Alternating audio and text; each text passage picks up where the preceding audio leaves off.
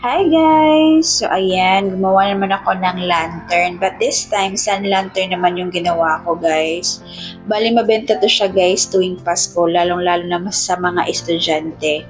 Kaya kung gusto niyo rin gumawa ng ganito, ayan, sundan nyo lang yung video na to.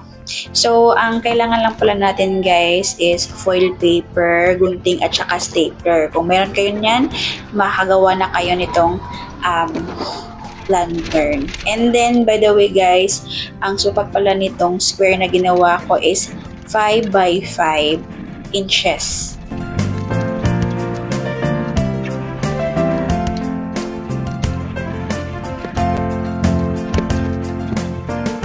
And then, balik, need pala natin ng 10 pieces each lantern na gagawin natin guys. And then, ayan, pwede nyo siyang lagyan ng design, pwede din na plain lang siya. Ayan, so magpo-form ako ng heart na hindi siya tinago sa dulo. Yung ganyan lang guys. Pero pwede rin kayong gumawa ng sarili nyong design. Ayan.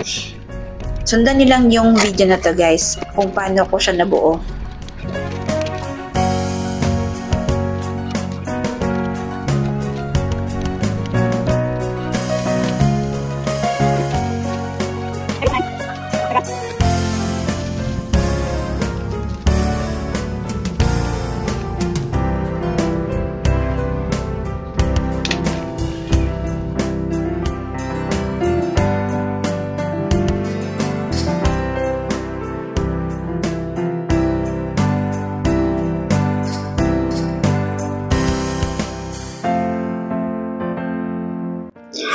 Ayan, bali nadikit na natin yung bawat side niya guys. Ngayon naman pagdidikit-dikitin natin siya lahat.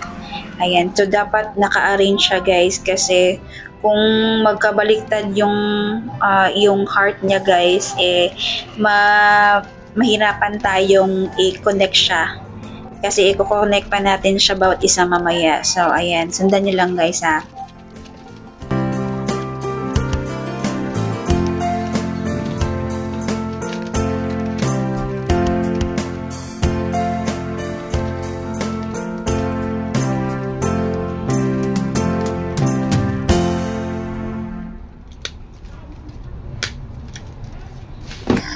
Ayan, so pagdidikitin na naman natin yung bawat gilid guys para mabuo na siya.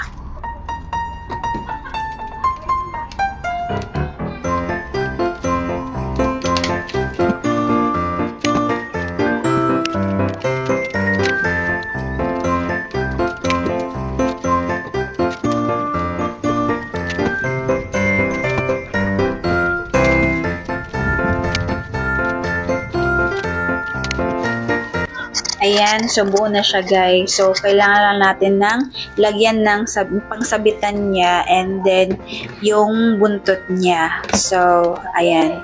Dito ko nalagay yung sa dulo yung pangsabitan niya and then itong mga buntot niya. Ayan. Ayan. So, ito yung dalawang nagawa ko guys. Isang may design at saka isang plain. Yung plain, mas madali lang siyang gawin. Pero, mas maganda rin yung merong design. So, ayan siya guys. And then, gumawa rin ako ng ibang tail. Ayan, ninipisan ko lang yung pagkakat sa kanya. And then, ginanito ko lang guys. And then, magpo-form na siya ng ganito. Ayan.